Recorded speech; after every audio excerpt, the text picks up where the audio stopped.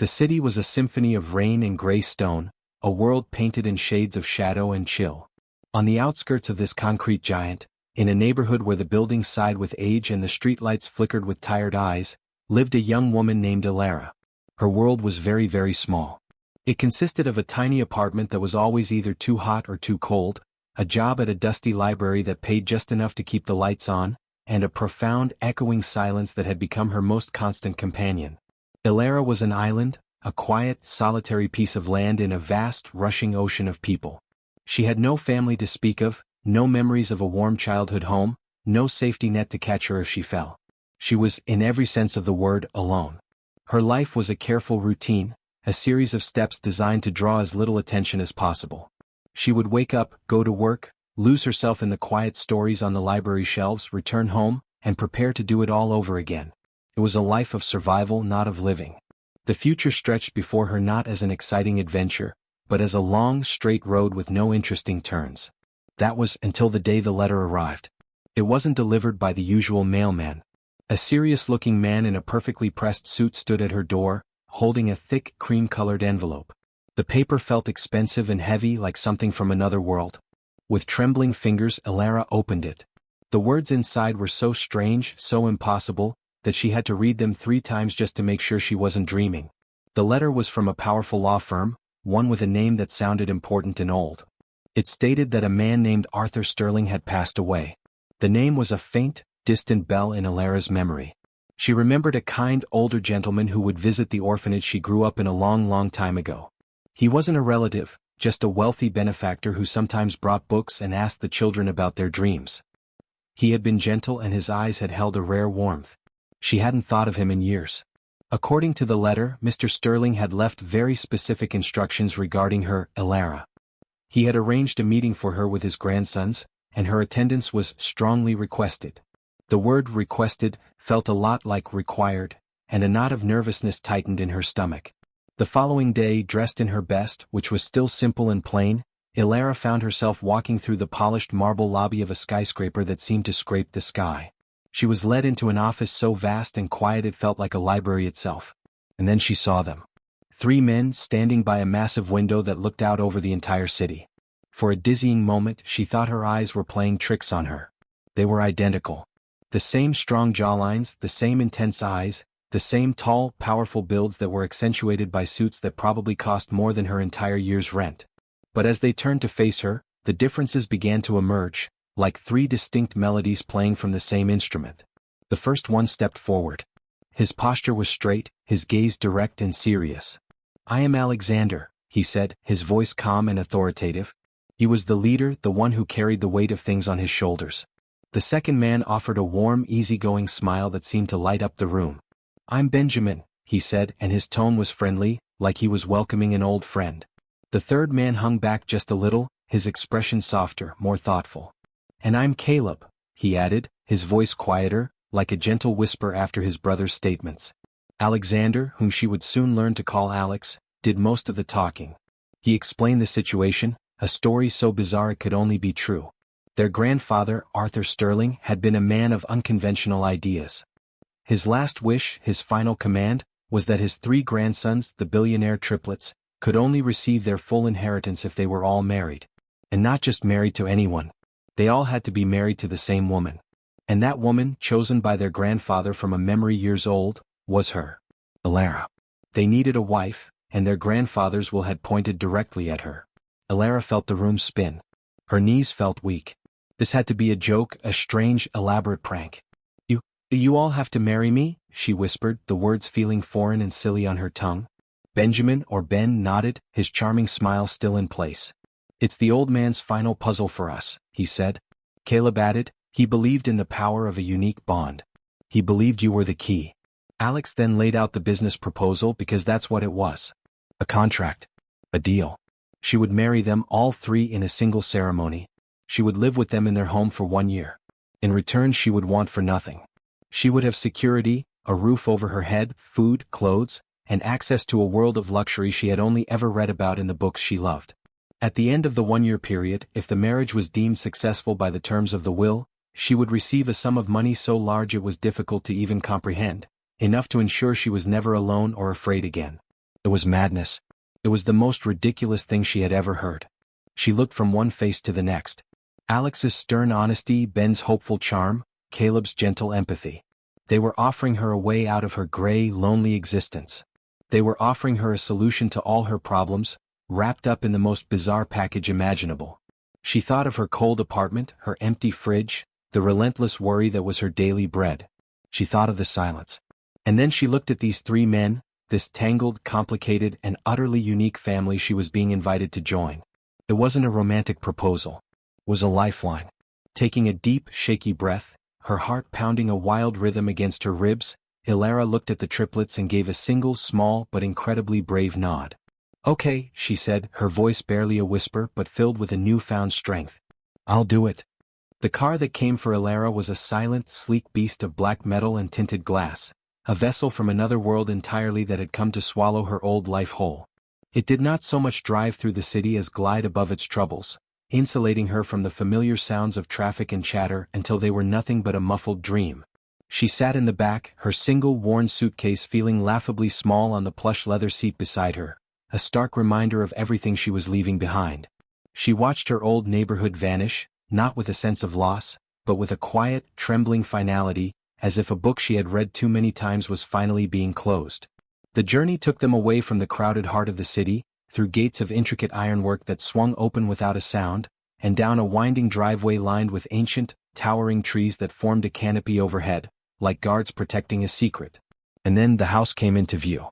It wasn't a house, it was a mansion, a palace of pale stone and vast windows that reflected the afternoon sky, a structure so grand and imposing it seemed less like a building and more like a natural force. Stepping through the enormous front doors was like stepping into a different dimension. The air itself was different here. It was still and cool and smelled faintly of lemon polish and old books.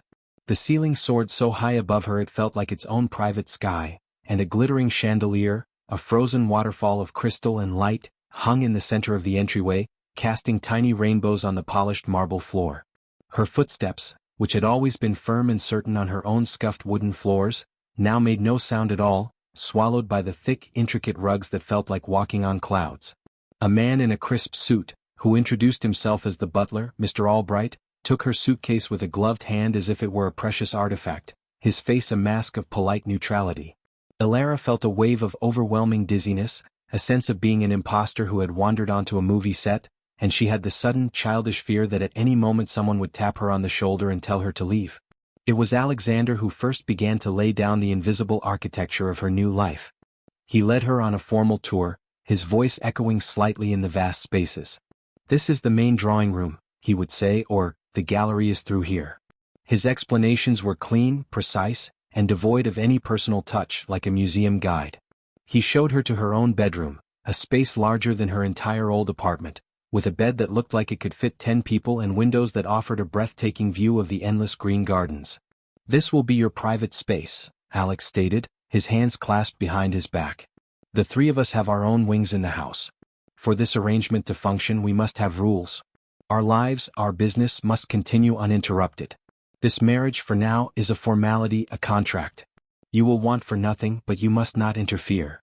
His words were not unkind, but they were firm, building a clear, high wall around their relationship.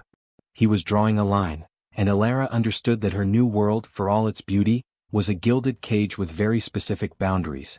Later that same day, it was Benjamin who found her, standing frozen in the middle of the grand hallway, utterly lost. Her uncertainty must have been painted plainly on her face, for his own broke into that easy, disarming grin. "Getting used to the cavern, are we?" he joked, his voice a warm, friendly sound that cut through the sterile silence. "Come on, let's have a proper tour. The fun one." He didn't show her the formal rooms. Instead, he whisked her away to a cozy, book-lined den he called the real living room, showed her a state-of-the-art movie theater with plush, reclining seats, and a game room with a vintage pinball machine. "That one's mine," he said, patting it fondly. "Don't let Alex tell you it's a waste of space." His tour was filled with laughter and silly anecdotes about his brothers, and for the first time since she arrived, Illara felt her shoulders begin to relax. He wasn't treating her like a business partner or a stranger. He was treating her like a new friend, and the simple, normal human connection was a balm to her lonely soul. As evening began to paint the sky in shades of orange and purple, a different kind of sound drifted through the mansion, the soft, melancholic notes of a piano. Ilara followed the sound, her bare feet silent on the cool floors, until she found a music room. There, sitting at a grand piano, was Caleb. His eyes were closed, his fingers moving over the keys with a natural, fluid grace, pulling out a melody that was both sad and beautiful. He didn't stop when she entered, merely opened his eyes and gave her a small, gentle smile, nodding for her to sit. She did, curling up in a large armchair watching him, listening. When the last note faded into the quiet of the room, he finally spoke. "This is my place," he said softly, his voice matching the quiet hush of the evening. "When the world gets too loud or when my brother's energy gets too big, I come here. It helps the thoughts settle." He didn't ask her if she liked the house or if she was overwhelmed. He simply shared a piece of his own sanctuary with her, an offering of peace in her chaotic new world. Dinner was a surreal affair in a dining room with a table long enough to seat a small army. Ilara sat at one end with the three brothers spaced out along its length. The food was exquisite, each course a tiny work of art, but the formality was stifling. Forks and knives clinked against fine china, but conversation was sparse and polite. It was a meal, not a gathering. Ilara picked at her food, feeling more like a spectator than a participant. After dinner, she retreated to her massive bedroom, closing the heavy door behind her. The silence here was different from the silence of her old apartment. That had been an empty silence. This was a waiting silence, full of unspoken promises and unasked questions. She walked to the large window and looked out at the moonlit gardens, her reflection a pale, ghostly image superimposed on the dark glass. She was living in a palace with three handsome husbands, yet she had never felt more curiously alone. The rules were set, the walls were up, but as she thought of Alex's serious eyes, Ben's infectious laugh and Caleb's gentle music, she felt the first, faint tremors of something shifting deep within her, a quiet understanding that this business deal was already, impossibly, beginning to feel like something much, much more. The invitation arrived on a silver tray, borne by the ever-silent Mr. Albright. It was a heavy cardstock, embossed with a swirling, elegant script announcing the Sterling Foundation Annual Gala, the biggest charity event of the social season. For the brothers, it was a mandatory business function, a night of shaking hands and maintaining the family's public image. For Ilara, it was a tidal wave of pure dread. A gala meant crowds of important, sophisticated people, all of whom would be looking at her, the unknown wife, the stranger who had suddenly appeared beside the city's most eligible bachelors. The simple, serviceable dresses she owned, the ones that had suited her life at the library perfectly, now seemed like costumes for a different person, a person who no longer existed. The fear of being exposed as an imposter, a girl from the wrong side of the city who didn't belong in this glittering world, wrapped around her heart and squeezed. The day of the gala, a quiet panic had settled over Ilara. She stood in the middle of her magnificent bedroom, feeling smaller and more out of place than ever. This was the first real test, the first time she would have to step into her role as Mrs. Sterling in public, and she was certain she was going to fail. A soft knock at the door broke her spiraling thoughts. It was Alexander. In his arms he held a series of large flat boxes. Without a word, he laid them on her bed and opened them. Inside, nestled in tissue paper like sleeping jewels, were dresses. Not just one but several. A sleek, black gown that shimmered with hidden threads of silver. A flowing, deep blue one the color of a midnight sky. A vibrant, emerald green that seemed to capture light itself. The stylist sent options, Alex said, his voice its usual practical tone, but his eyes were watching her carefully. Choose whichever one makes you feel less apprehensive. It was a command, but it was also a gift. He had seen her fear and had acted to eliminate it, in the only way he knew how, by providing a solution. Later that afternoon, a different kind of rescue arrived in the form of Benjamin. He found Ilara in the grand ballroom of the mansion, a space meant for parties far grander than any she had ever known, staring at her own reflection in one of the giant, gold-leafed mirrors. "You look like you're preparing for a trip to the dentist, not a party," Ben quipped, coming to stand beside her. "The trick is," he said, striking a ridiculous, formal pose, "to look like you own the room even if you feel like you're renting it by the minute." He then held out his hand. "May I?" Hesitantly, she placed her hand in his. For the next half hour, in the middle of that empty ballroom, Benjamin taught her to dance. Not the complex, formal steps of a waltz, but a simple, easy sway, a way to move with a partner without tripping over her own feet or his. He was a patient, funny teacher, turning her missteps into jokes and her nervous laughter into genuine smiles. He didn't just teach her to dance. He taught her how to breathe, how to feel less like a statue and more like a person about to have a mildly enjoyable evening. As the sun began to set, casting long golden shadows through the house, Ilara, now dressed in the emerald green gown that made her feel both beautiful and brave, stood at the top of the grand staircase. The dress fit her perfectly as if it had been made for her, hugging her curves in a way that was both elegant and daring. Yet the old insecurities crept back in. Was it too much? Was it not enough? Caleb found her there, hesitating on the final step. He didn't say anything about the dress or the event. He simply looked at her, his gaze soft and appreciative. "They will all be looking at their own reflections," he said quietly, his voice a calm anchor in her storm of nerves. "No one will be looking as closely as you fear. And for what it's worth," he added, offering her his arm, "from where I'm standing, you are the only thing in this house worth looking at tonight." His words weren't a grand, sweeping compliment. They were a quiet, sincere truth, and they settled her racing heart more than any instruction or lesson ever could. The gala itself was a whirlwind of light, music and a sea of unfamiliar, smiling faces. Ilara stayed close to the brothers, a fixed point in the swirling chaos.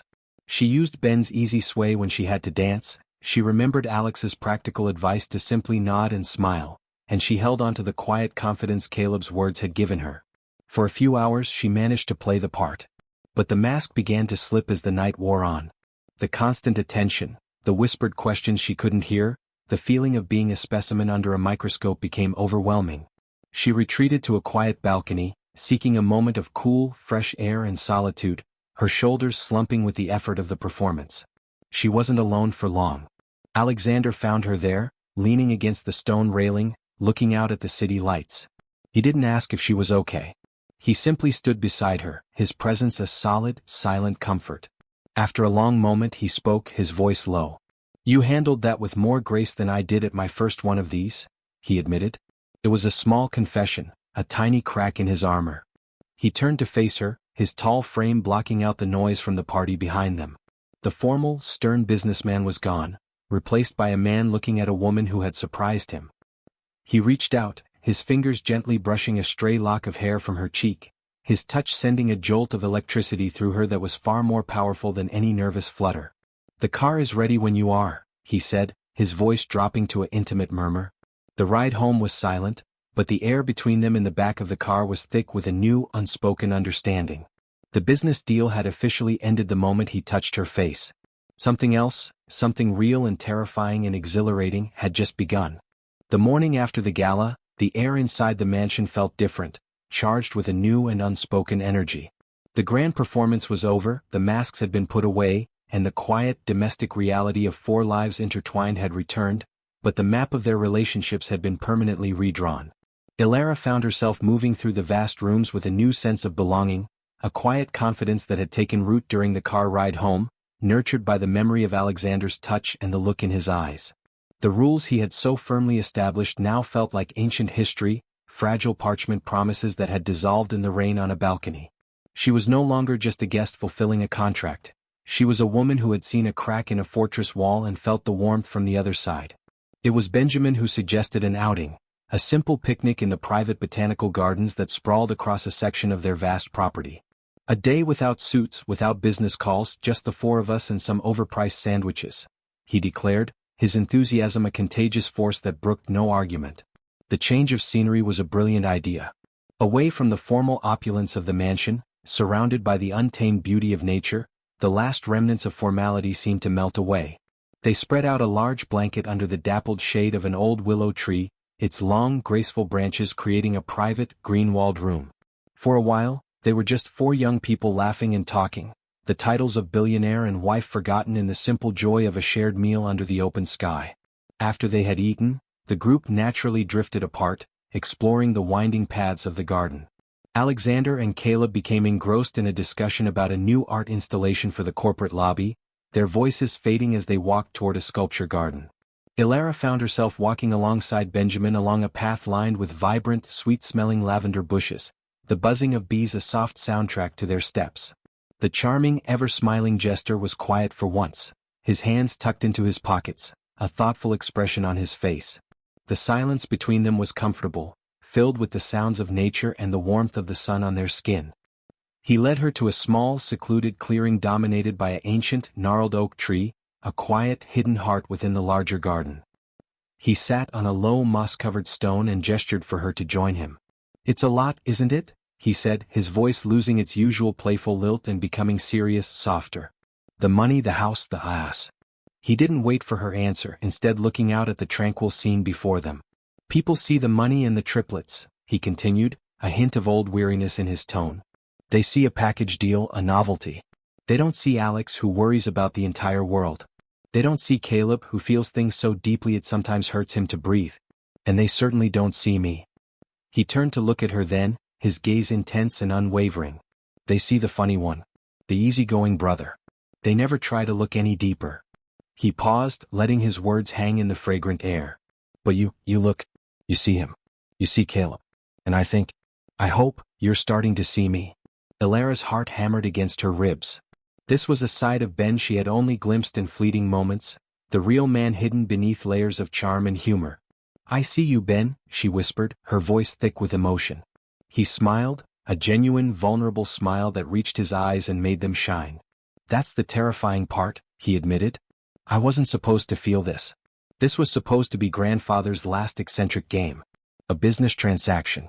But every time you laugh at one of my stupid jokes or you look at me with those big, serious eyes, it feels less like a game and more like everything."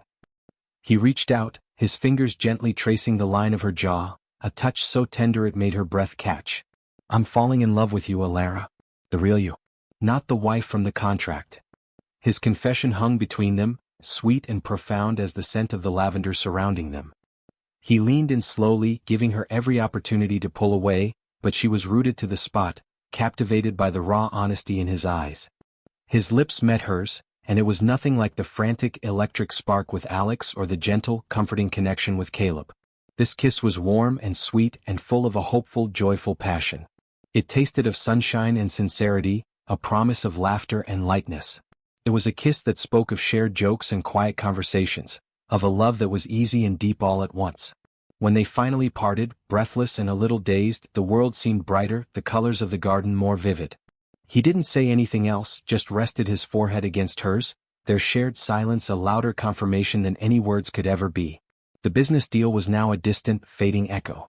In its place were three distinct, powerful and growing loves, each one finding its own unique path straight to the heart of a young woman who was, for the first time in her life, learning what it truly meant to be seen.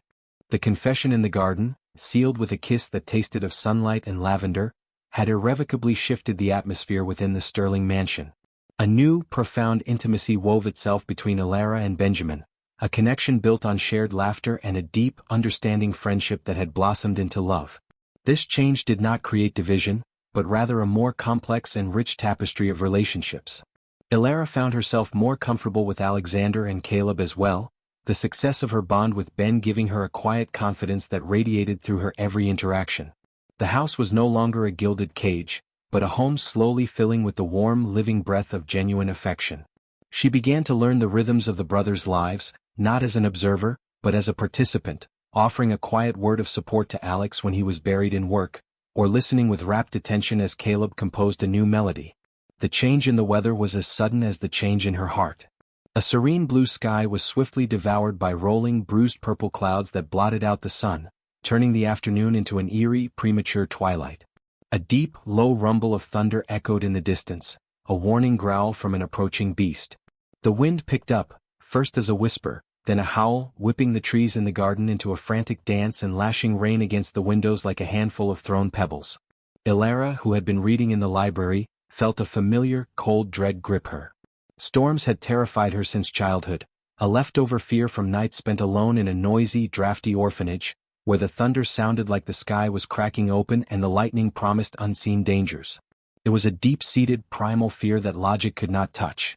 As the storm broke in its full, furious glory, the lights in the mansion flickered once, twice, and then died completely, plunging the vast rooms into a deep, gray gloom. A sudden, deafening crack of thunder, so loud it seemed to shake the very foundations of the house, was the final straw. A small, terrified sound escaped Ilara's lips before she could stop it. She abandoned her book and hurried from the library, her heart pounding a frantic, panicked rhythm against her ribs. The grand, familiar hallways were now menacing and full of shadows in the stormlight. Her only thought was the safety of her room, to bury herself under the covers and wait for the chaos to pass. She was halfway up the grand staircase when another blinding flash of lightning illuminated the entire staircase, followed instantly by a thunderclap that was like a physical blow. She froze, trembling, pressing herself against the cold banister as if it could save her. A door opened down the hallway above, casting a long, tall shadow that fell over her. It was Alexander. He had been working in his study by the light of his laptop when the power failed. He saw her immediately, a pale, shaking figure on the stairs, her eyes wide with a fear so raw and childlike it cut through his usual reserve. He didn't call out or ask questions. He simply moved, his steps quick and sure, down the hallway and onto the staircase. "Ilara," he said, his voice a low, steady anchor in the tempest. He didn't touch her at first, just stood beside her, his solid presence a wall between her and the storm. "It's just noise," he murmured, his tone surprisingly gentle. "It can't hurt you in here." But she was beyond the reach of reason, lost in the grip of her old terror. Seeing this, Alex made a decision. He gently took her hand, his own large and warm, enveloping her icy fingers. "Come with me," he said, his voice leaving no room for argument. He led her not to her own room, but to his private study, a room she had never entered. It was a sanctuary of dark wood and leather, smelling faintly of old books and his unique, clean scent. The only light came from the fire crackling in the large stone fireplace, casting dancing, warm shadows on the walls. He guided her to the large, plush rug in front of the hearth and wrapped a heavy, soft wool blanket around her shoulders, his movements efficient yet incredibly tender. He sat beside her, not too close but close enough for her to feel the warmth of his body. For a long time, they just sat in silence, listening to the fury of the storm rage outside, safe in their little island of firelight. Slowly, wrapped in the blanket and soothed by his unwavering calm, her trembling began to subside. It was then that he began to speak. He didn't talk about the weather. He talked about himself. He spoke of the immense pressure of being the oldest, the one expected to lead, to be perfect, to hold the entire Sterling Empire together after their grandfather's passing. He confessed his own fears, not of thunder but of failure, of letting down his brothers, of not being the pillar of strength everyone needed him to be. He spoke in a low, quiet monotone, his gaze fixed on the flames, sharing pieces of his soul she was certain he had never shown to anyone. His vulnerability forged a connection more intimate than any kiss could ever be. He was showing her his scars, and in doing so he was healing her fear. The storm outside was finally beginning to recede, its angry roars softening to distant grumbles. The frantic pounding of the rain eased to a gentle, soothing patter against the window. Ilara turned to look at him, her fear completely gone, replaced by an overwhelming surge of tenderness and a different, deeper kind of feeling for this strong, complicated man. He met her gaze, and in the firelit silence, the last of his walls crumbled. He reached out, his hand cupping her cheek, his thumb stroking her skin with a reverence that made her heart ache. He leaned in, and this time, his kiss was not a soft exploration or a sweet promise. It was a claiming. It was a deep, passionate, and hungry kiss, full of all the suppressed emotion and vulnerability he had just shared. It was a kiss of fire and shadows, a mature and intensely spicy moment that spoke of a love that was fierce, protective, and desperately real. In the quiet aftermath, as the storm moved on, they stayed there, wrapped in each other and the blanket, the last of the lightning occasionally illuminating their peaceful, intertwined forms. The leader had been led by his heart, and the frightened girl had found her courage, and in the dark, they had both found a safe harbor in each other.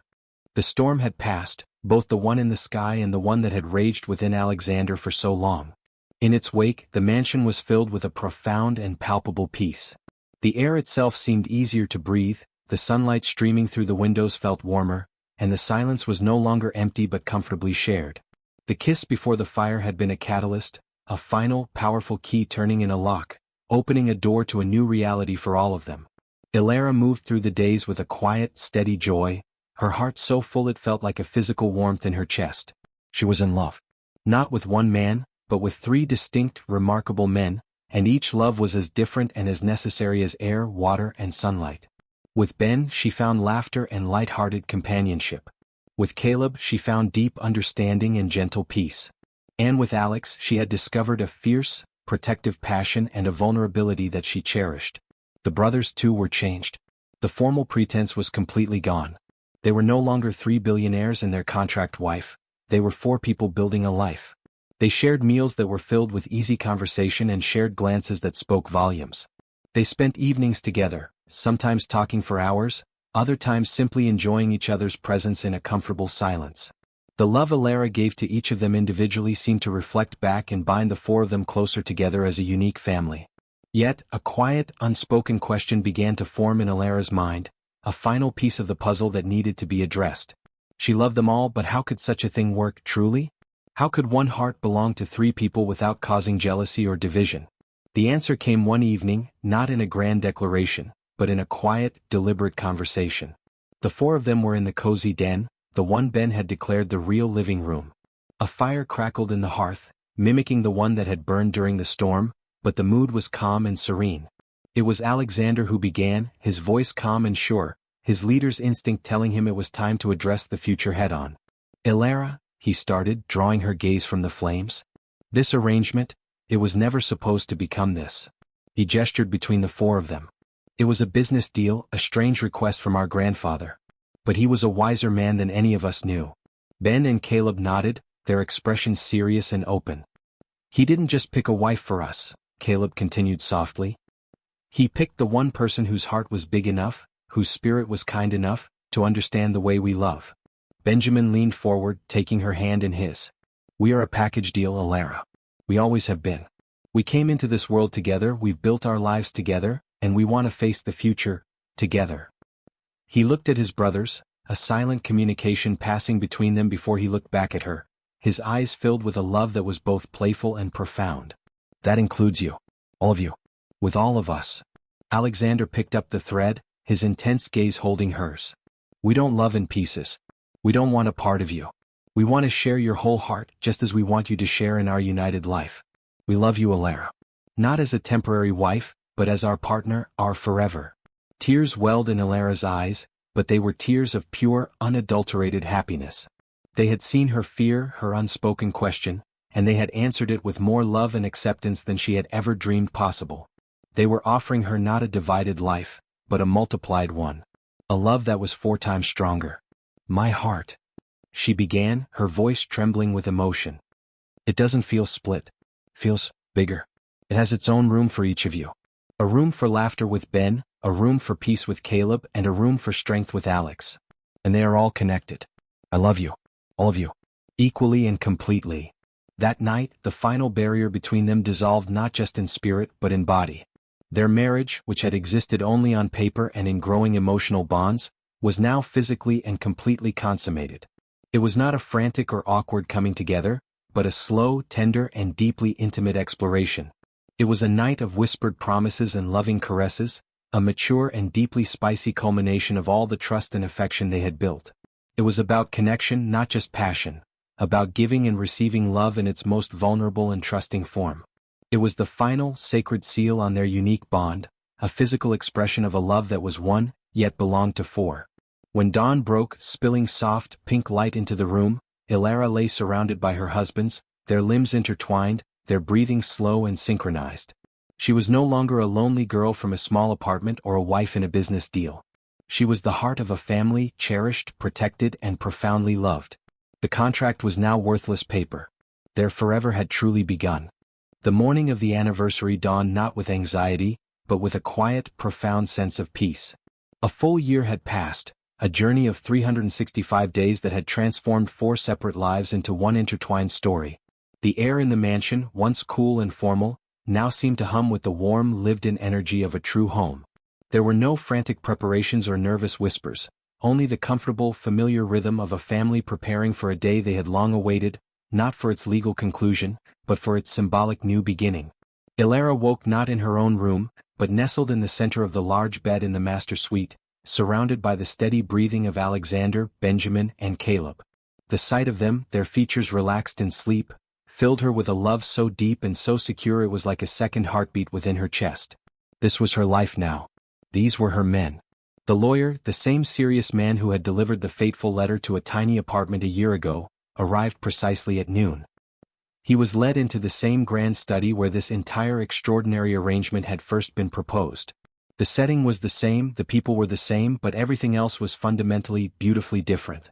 He placed the final documents on the desk, the papers that would formally release the sterling inheritance to the triplets and grant Alara her promised financial share. He cleared his throat, ready to proceed with the legal formalities, but Alexander gently raised a hand to stop him. Alex's gaze was not on the documents, but on Alara, who stood between Ben and Caleb, her hands clasped in theirs. "The terms of the will have been met," Alexander stated, his voice firm and clear, echoing in the quiet room. "The marriage has lasted 1 year. But we are not here today because of a contract. We are here to formalize what already exists." He looked at the lawyer. "The inheritance is secondary. What we gained in this year is the real fortune." Benjamin squeezed Alara's hand, his charming smile softer now, filled with a lifetime of devotion. "He's right," Ben added. "You can keep my share of the money in a trust for our future children. I already have everything I could ever want standing right here." Caleb, ever the quiet soul, simply nodded, his eyes full of unspoken poetry, saying everything his words did not. Tears of joy, not of sadness or fear, streamed down Alara's cheeks as she listened. She looked at the 3 men who had become her world. "The money was a safety net when I had nothing," she said, her voice strong and sure. "But you 3, you are my foundation. You're my home. I don't need a payment for finding my forever." One by one they signed the papers. But the scratch of the pens was not the sound of an ending. It was the sound of a lock being opened, of chains that had never truly bound them falling away. The lawyer, a man who had seen countless cold business transactions, looked upon the 4 of them, the way they stood together, the way their eyes communicated a deep, unbreakable bond, and for the first time, a genuine, respectful smile touched his lips. He gathered his papers, offered a slight bow, and departed, leaving them alone in the room where their strange and wonderful story had officially begun. Later that afternoon, they found themselves in their favorite spot, the sun-dappled clearing in the botanical garden where Benjamin had first confessed his love. A simple picnic blanket was spread over the soft grass, a basket of fresh fruit and bread between them. There were no more walls, no more rules, no more unspoken questions. They were simply a man and his wife and his wife and his wife, a family forged in the fires of circumstance and tempered by the steady, gentle hammer of love. They talked and laughed, their conversation weaving through memories of the past year, the nervous gala, the stormy night, the quiet moments of music and understanding. They spoke of the future, of dreams and plans that were now theirs to share. Alexander spoke of wanting to travel with her, to show her the world. Benjamin dreamed of filling the mansion with the sound of children's laughter. Caleb imagined painting her portrait in this very garden, capturing the way the sunlight loved her hair. As the golden hour of the afternoon washed over them, painting the world in hues of amber and rose, Alara looked at her husbands. She saw the serious protector in Alexander, whose love was a fortress. She saw the joyful companion in Benjamin, whose love was a celebration. She saw the gentle dreamer in Caleb, whose love was a peaceful sanctuary. And she felt the woman she had become, loved, secure, and whole. She was Alara Sterling, and her heart, once a lonely, quiet room, was now a grand, bustling, and joyful palace, with doors forever open to the 3 men who had taught her how to love without limits. Their story was not an ending but a beautiful, ongoing beginning, a promise of countless more sunlit mornings and quiet, intimate nights, a forever written not in a legal contract, but in the unbreakable bonds of the heart. If you've been swept away by the unique love story of Alara, Alexander, Benjamin, and Caleb, and you're longing for more unforgettable romance stories where love conquers all odds, then you won't want to miss what comes next. Subscribe now to stay connected and be the first to dive into new worlds of passion, drama, and happily ever afters. A simple click ensures you never miss a moment of the magic. Subscribe today.